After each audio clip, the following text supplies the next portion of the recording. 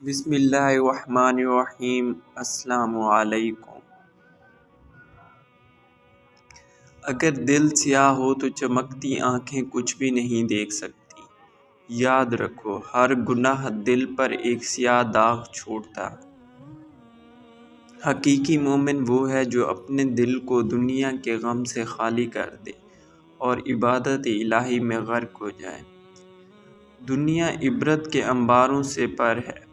جو اس سے عبرت حاصل نہیں کرتا، اس کے لیے دنیا میں رہنا عبث ہے۔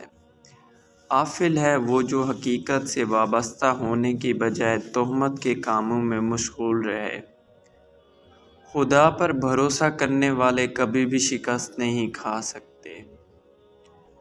شکر سے مراد یہ ہے کہ ایسے حال کا دل پر ظاہر ہونا کہ دل اس شے کو پوشیدہ نہ رکھ سکے جسے پوشیدہ رکھنا اس حال سے پہلے واجب تھا۔ بدترین دوست وہ ہے جس کے لیے تکلف کرنا پڑے۔